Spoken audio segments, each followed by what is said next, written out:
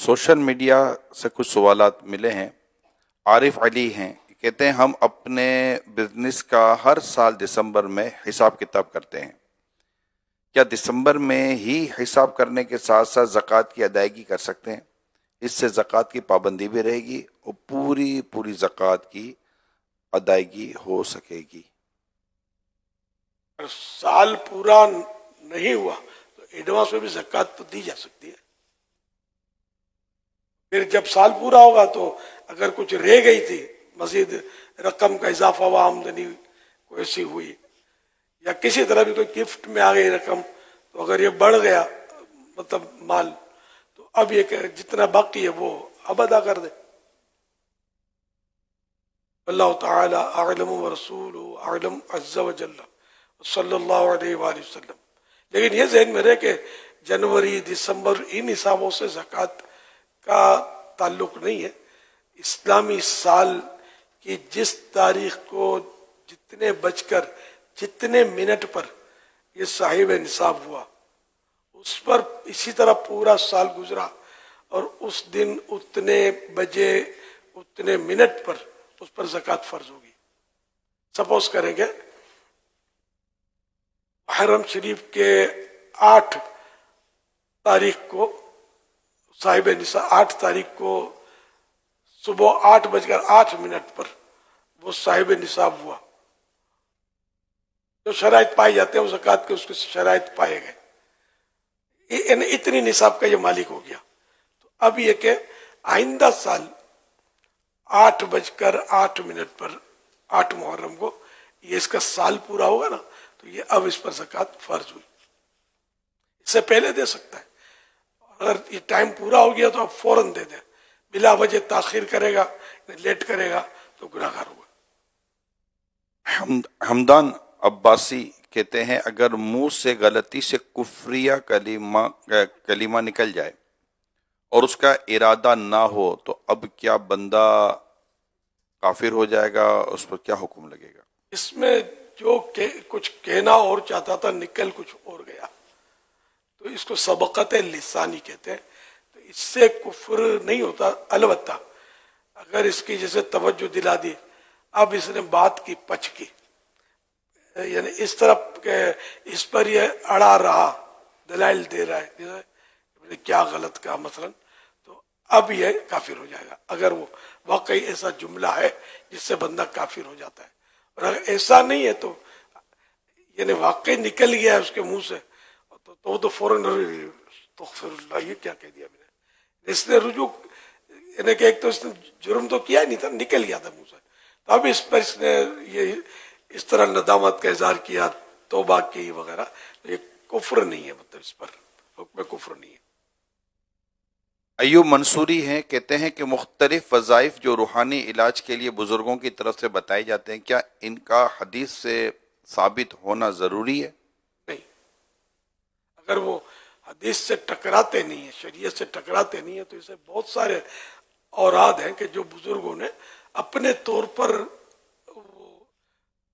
اپنے تجربات سے یا جس طرح بھی اپنے خیال میں، یا بزرگوں کی اصل اقسام ہوتی ہے، بعض بزرگ ایسے ہوتے ہیں کہ ان کے منہ سے جو نکلا یہ کر لو، تو اس میں اللہ پاک تاثیر رکھ دیتا اپنے فضل و کرم سے۔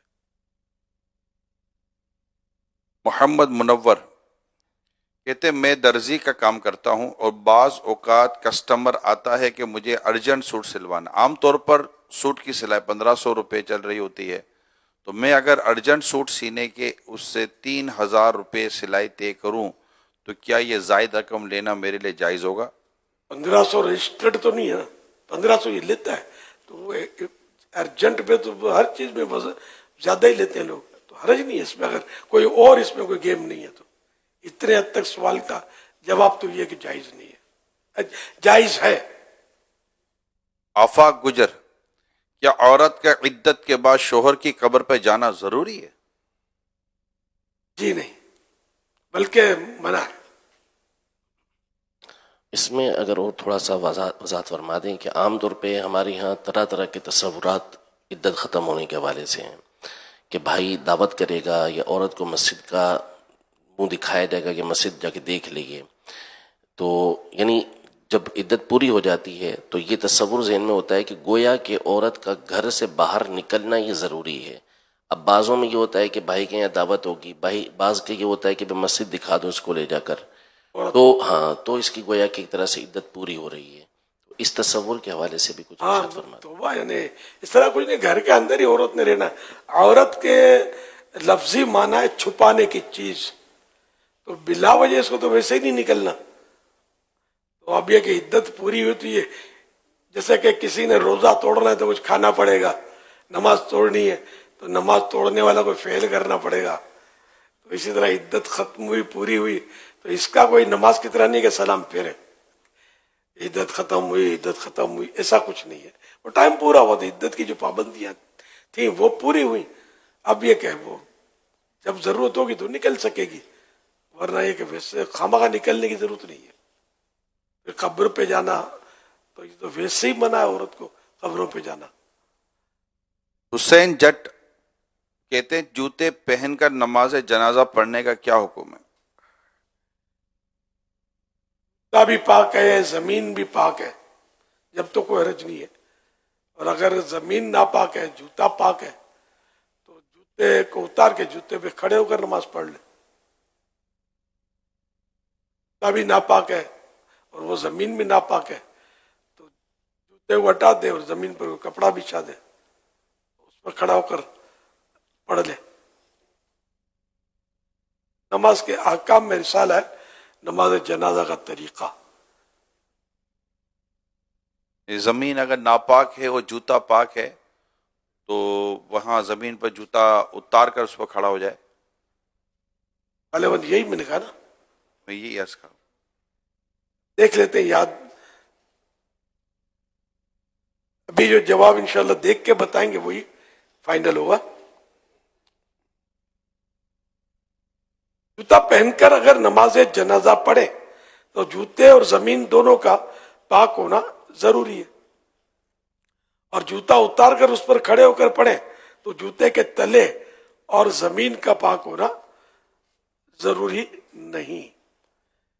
میرے آقا اعلیٰ حضرت میرے آقا اعلیٰ حضرت امام اہل سنت مولانا شاہ امام احمد اللہ خان علیہ رحمت الرحمن ایک سوال کے جواب میں ارشاد فرماتے ہیں، اگر وہ جگہ پیشاب وغیرہ سے ناپاک تھی یا جن کے جوتوں کے تلے ناپاک تھے اور اس حالت میں جوتا پہنے ہوئے نماز پڑھی، ان کی نماز نہ ہوئی.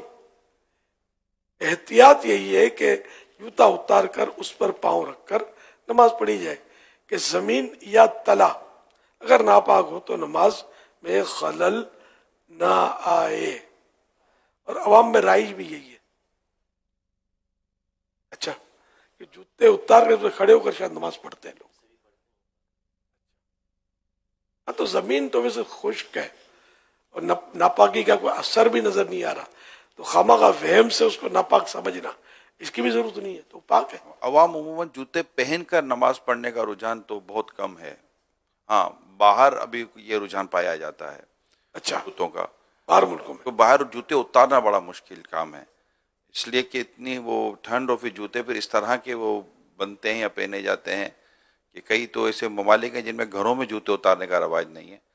گھر میں جوتے بالکل ایک نارمل جیسا ہم بغیر جوتے کے گھومتے ہیں اس طرح وہ جوتے پہن کر ان کا گھومنے کا رواج. سردیوں میں. ہاں سر، مطلب وہ وہاں ایک کلچر ہی ایسا بنا ہوا ہے اچھا، کہ وہ جوتے اس طرح. پھر بعضوں کا سردی اتنی زیادہ ہوتی ہے کہ جوتے اس طرح کے ہوتے ہیں، یعنی کہ بعض جگہ حضور ایسی برف کی طرف سے ہوتا ہے، مطلب برف باری کا، کہ وہاں ٹائر کے ویل جو ہے نا وہ چینج کرنے پڑتے ہیں. یعنی بعض ٹائر کے ویل وہ ہیں کہ جو برف باری میں قانونی طور پر بدلنے ضروری ہیں، کیونکہ وہ ویل جو ہیں وہ زمین پر سلپ نہیں ہوتے ورنہ سلپ ہو جاتے ہیں. تو ایسے ممالک میں جوتے بھی لوگ اسی طرح کی اپنی تقسیم رکھتے ہیں. تو پھر ان کا ایسا ہوتا ہے کہ بعض اوقات یہ نماز جنازہ میں آئیں تو شاید ہر ایک جوتا نہ اتارے، تو پھر یہ صورت جو آپ نے شاید فرمائی ہے وہ ان کو کافی فائدہ دے گی کہ پھر وہ پاکی ناپاکی کے تعلق سے دیکھا تلا ناپاک ہے تو جوتے پہن کر. بات وہی ہوگی نا کہ جب تک کنفرم نہیں ہے اس وقت تک ہم اس کو ناپاک کہہ نہیں سکتے. ناپاک ہونا معلوم ہو تو پھر اس کے بعد ناپاک وہی کہ جوتے کا تلا ناپاک ہوا، یعنی ناپاک ہوا جب جی. تو نماز نہیں پڑھ سکتا نا. جی پھر تو جوتے اتار کے اس پہ کھڑا نہیں ہو سکتا نا. کھڑا ہو سکتا ہے. جوتے ہوتا ہے اس پہ کھڑا ہو جائے گا, ورنہ تو نہیں ہو نماز ہو, کیونکہ جوتے کا تلا ناپاک ہے. اگر یہ کنفرم اتنی نجاست لگی ہے کہ جو نماز کے لیے رکاوٹ ہوتی ہے. یہ جو بھی اوورسیز کے جو ہوتے ہیں ویسٹرن کنٹریز کے اندر, اگر یہ اس طرح کا, یہ انشاءاللہ ہم کوشش کریں گے یہ آپ کو مدنی پھول مل جائیں یہ ویڈیو کلپ, تو یہ اتنا ویڈیو کلپ جو ہے نا, یہ اگر نماز جنازہ میں بیان ہو جائے نا باہر, تو کافی لوگ اس سے فائدہ حاصل کرتے ہیں اور اچھا لگتا ہے. میں نے دیکھا ہے کہ لوگوں کو علم و مسئلے کی بات پتہ چلتی ہے, اچھا لگتا ہے, اور حوالے کے ساتھ بات ہے ماشاءاللہ اچھا ہو جائے گا یہ. اور یہ سر جب غسل کرتے ہوں اتارتے تو ہوں گے نا؟ نہیں, یہ تو ڈیفینیٹلی, بس مسجد میں جاتے ہیں نماز پڑھنے کے لیے تبھی اتارتے ہیں, اتارتے ہیں بس, ڈیفینیٹ. جنازے میں بھی اتار سکتے ہیں. اسامہ شبیر ہیں, کیا صرف توبہ کر لینے سے قضا نمازیں معاف ہو جاتی ہیں؟ جی نہیں, قضا اگر جان بوجھ کر ہوئی ہے کی ہے تو توبہ بھی کرے اور اس کو ادا بھی کرے. اگر اسلامی بہن اتنی عمر کرتی ہے کہ اگر مزید عمرہ اگر کرتی ہے تو بال کٹوائے گی تو کندھوں سے اوپر ہو جائیں گے, اب اس صورت میں کیا کرے گی؟ جزاک اللہ خیر, اگر رحمی فرما دے تو. اس میں کتابوں کے اندر تو کوئی صراحت کے ساتھ جزیہ نہیں ملا. علماء اہل سنت کا, مفتیان اہل سنت کا آپس میں اس میں مختلف آراء ہیں. بعض کے نزدیک منع ہے کہ وہ نہیں کرے گی, بعض احتیاطاً کہتے ہیں کہ نہ کرے, بعض نے اجازت دی ہے. تو اب عافیت اسی کے اندر ہے کہ ایسی عورت جو ہے وہ طواف ہی زیادہ کرے, نفل طواف. نفلی طواف. ہمارے پیارے امیر علیہ سنت, میرا آپ سے سوال ہے کہ رمضان المبارک میں بہنوں میں یہ مقابلہ ہوتا ہے کہ 2 سے 3 قرآن پاک ضرور ختم کریں. جلدی جلدی میں کئی صفحات آگے بڑھ جاتے ہیں اور بتا رہے ہوتے ہیں کہ ہم نے اتنے قرآن پاک ختم کر لیے ہیں. یہی نہیں, اسکول میں, محلے میں جب پارے بانٹے جاتے ہیں تب بھی ایسا ہی ہوتا ہے. آپ سب کی رہنمائی کیجیے. عبادت میں کمپٹیشن کرنے میں حرج نہیں ہے, جبکہ کوئی ریا وغیرہ اور ربے جا کے مسائل نہ ہو, گناہ بری صورتیں نہ ہو. صرف اتنا کہ میں اتنے درشی پڑھوں گا, وہ نہیں میں اتنے پڑھوں گا, اتنے پارے پڑھوں گا, میں اتنے ختم کروں گا, یہ مسابقت کہلاتی ہے. تو اس میں حرج نہیں ہے, کوئی اور برائی شامل نہ ہو. تو اللہ تعالی اعلم ورسولہ اعلم عز وجل وصلی اللہ تعالی علیہ وآلہ وسلم. صلو علی الحبیب صلی اللہ علیہ. یہ جو جیتنے کے لیے یہ 4-5 پیج آگے بڑھ جائیں, اور میں نے کہا اور کوئی صورت اب دھوکہ دے تو وہ تو دھوکہ ہی ہے نا. پھر کمپٹیشن کرتے ہیں تو اس میں بعض اوقات خاص کر چھوٹے بچوں کو ٹکرا دو نا, ہاں تو یہ تو وہ اس بہانے کچھ کر لیتے ہیں. انشاءاللہ آج مغرب ہوتے ہی غروب اقدس رمضان شروع ہو جائے گی, اور دعوت اسلامی کے مدنی چینل کو 16 سال پورے ہو جائیں گے انشاءاللہ. 70واں سال شروع ہوگا اللہ پاک کی رحمت سے, اور اللہ پاک نظر بد سے بچائے ہمارے مدنی چینل کو. تو اس کے لیے میری آپ سب سے, ناظرین سے سب سے درخواست ہے, امیر سنت نے اس دن ارشاد فرمایا تھا کہ جیسے یہ 2 رکعت کم از کم شکرانے کے نفل پڑھنے کی سب سے درخواست ہے. اور عالمی مدنی مرکز فیضان مدینہ میں تراویح اور وطر کے بعد انشاءاللہ تعالی 2 رکعت نفل یہاں باجماعت ادا کیے جائیں گے انشاءاللہ. اب تمام اس میں بھی شرکت کیجیے گا, اسلامی بہنیں بھی اس کا اہتمام کریں, اسلامی بھائی بھی اہتمام کریں, اور دعا بھی کیجیے گا کہ اللہ پاک مدنی چینل کو نظر بد سے بچائے. تو کر اس کے لیے کچھ آپ بھی مدنی چینل کے اس موقع پر کوئی ایسی فیس لے لیں, مدنی فیس, 16 سال پورے ہونے پر دیکھنے والے کیا مدنی فیس تھے شکرانے میں فون کرائیں. 10 گھروں میں, 12 گھروں میں, 10 رمضان ہے تو اس کے حساب سے کم از کم 10 گھروں میں شروع کروا دیں, 2 گھروں میں شروع کروا دیں. کوئی ہدف طے کر لیں کہ مہینے میں اتنے گھروں میں مدنی چینل شروع کرواؤں گا. 16 کا سوچ رہا تھا میں, تو 16 کا نہیں, 16ویں سال ہی رہے نا. اس مناسبت سے اگر ہر ایک یہ اتنا مشکل نہیں ہے کسی کو یہ دعوت دینا کہ مدنی چینل اپنے گھر میں جاری کرے, دیر تو نہیں لگتی اس میں کہنے میں. اب وہ انکار بھی عام طور پہ آدمی کرے گا نہیں, کیوں نہیں, وہ ہاں ہی بولے گا, وہ ہاں بولے گا. اب اس کے علاوہ اور ہم کیا کر سکتے ہیں. ہاں یہ ہے کہ اگر آپ ان کو فالو اپ بھی کریں تو اس طرح کے تو مطلب صلح کے لیے بڑا حوصلہ چاہیے. آپ حوصلہ کریں. یہ کسی طرح بھی ان کے گھر میں مدنی چینل داخل ہو جائے. میں نے ایک تعداد ہے کہ جن کے گھروں میں مدنی چینل اب بھی نہیں ہے. تو آپ کو کوشش کرنی ہوگی. بعض گھروں میں ایسا ہوتا ہے کہ مذہبی لوگوں سے ہی بس ان کو کیا بیر ہوتا ہے تو نہیں اپنے گھروں میں داخل نہیں ہونے دیتے. تو ایک آدھ کا رجحان ہے بھی تو وہ یا تو بیچارہ بے بس ہوتا ہے, چلتی نہیں ہے. تو اس طرح کے ماحول میں سمجھانا پڑے گا محبت دے کر پیار سے. اگر مدنی چینل کے ذریعے آپ نے الیکٹرانک مبلغ گھروں میں داخل کر دیے تو انشاءاللہ بچہ نمازی ہو جائے گا. بڑا مطلب گھروں میں مذہبی ماحول بنے گا, دین پر عمل کرنے کا ماحول بنے گا, گناہوں سے بچنے کا ماحول بنے گا, نمازوں روزوں کا ماحول بنے گا مدنی چینل کے ذریعے.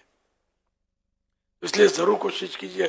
تو کیا 16 کا ذہن بنتا ہے 16ویں, تو اس طرح 16ویں سالگرہ بھی آپ کو یاد رہے گی یا کچھ کمی بیشی کرنی ہے؟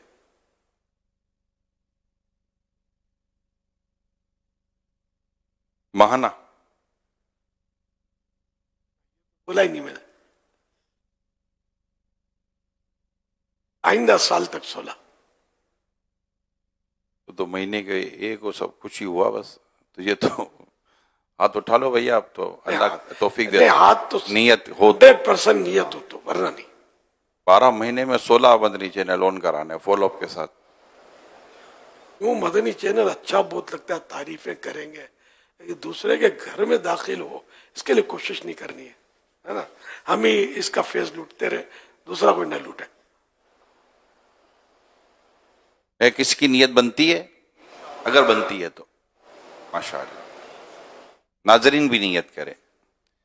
اور اس میں اسلامی بھائی اور اسلامی بہنوں سے ایک اور درخواست کروں گا. ماشاءاللہ ابھی تو مدنی مذاکرے جاری ہیں, لیکن پورا سال ہفتہ وار مدنی مذاکروں کا سلسلہ رہتا ہے, ہفتہ وار. تو اگر ہو سکے تو آپ ایک کام یہ کر سکتے ہیں کہ آپ کے جو بھی موبائل میں جو آپ کے واٹس ایپ پر جو گروپ جو نام ہیں, اگر آپ انہیں ہر ہفتے اور جو بھی جب مدنی مذاکرہ ہو, اب ایک مدنی مذاکرے کو ہم سب کا میں نہیں کہہ رہا, صرف ایک مدنی مذاکرے کو ہم لیتے ہیں, صرف ایک میسج کر دیا کریں. جیسے امیر سنت کے آنے کا وقت ہو گیا کہ مدنی چینل پہ براہ راست مدنی مذاکرہ ہے, سوال جواب امیر سنت دیں گے, آپ مدنی چینل پر آ جائیں.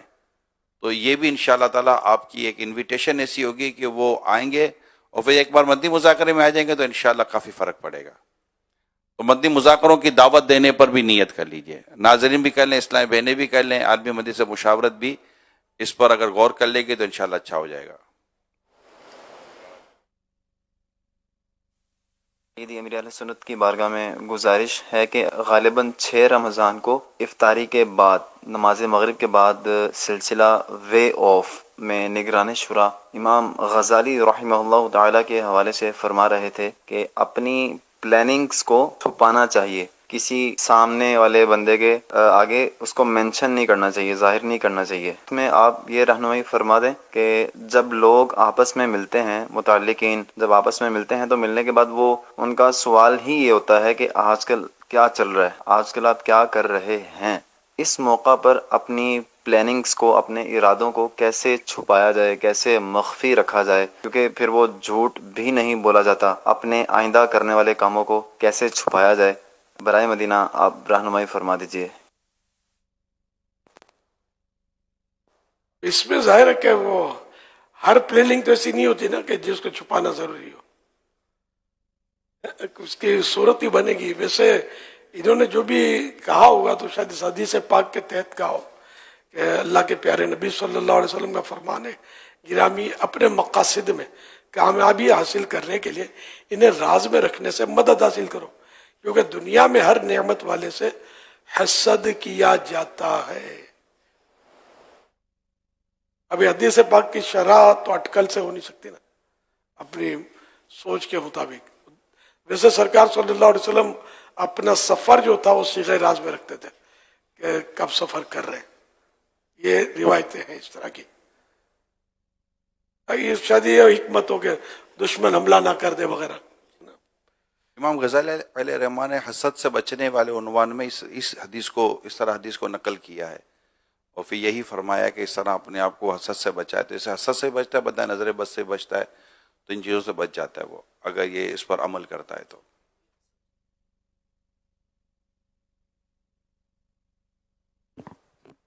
اب ویسے بھی اگر کوئی اپنی آمدنیاں بتائے، دکان میں اتنی سیل ہوتی ہے اور اتنا پرسنٹ اس آئٹم میں ملتا ہے، اتنا پرسنٹ نفع اس آئٹم میں ملتا ہے، تو یہ سب باتیں ذرا بتانے کی نہیں ہوتی. تو یہ بہت ساری باتیں تجربے سے بھی ثابت ہیں کہ آپ کسی کام کی کرنے کا پہلے سے اظہار کر دیتے ہیں نا، تو بعض اوقات وہ کام ہوتا ہی نہیں ہے. اور کسی کام کو آپ بالکل سیگا راز میں رکھ کے کرتے ہیں، اور جب پھر لوگ کہتے ہیں یار بتایا بھی نہیں تھا کام ہو گیا. تو یہ عام لوگوں کو بھی اس چیز کا ایکسپیرینس ہے کہ اگر ہم نہیں بتاتے تو بعض اوقات وہ کام ہو جاتے ہیں. اور سم ٹائم ایسا ہوتا ہے جب ہم اعلان کرتے ہیں نا، تو پھر لوگ پوچھتے ہیں یار کیا وہ اس کا کہا تھا ابھی تک ہوا کیوں نہیں ہے، تو اپنے کو بھی شرمندگی ہو رہی ہوتی ہے کہ یار کیا کریں. تو کام رکنے کی بھی کچھ اس طرح کی وجوہات آ جاتی ہیں. یہ ساری تقریباً چیزیں مضامین موجود ہیں. صلو علی الحبیب صلی اللہ علیہ محمد صلی اللہ علیہ وسلم.